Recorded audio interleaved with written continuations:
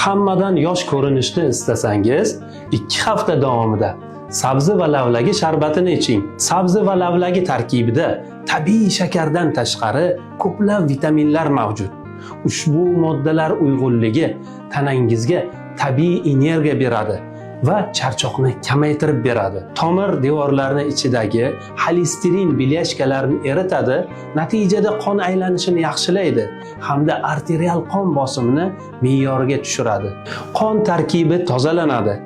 Lavlagi gemoglobinni oshiruvchi eng kerakli sabzavot hisoblanadi.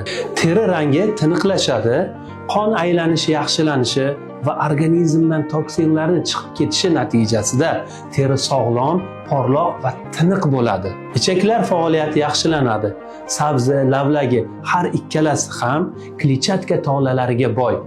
Bu esa hazm qilishni yaxshilaydi, ichaklarni tozalaydi hamda qabziyatga qarshi kurashadi. Muhim eslatma, har doim tabiiy, yangi siqilgan sharbat ichish kerak.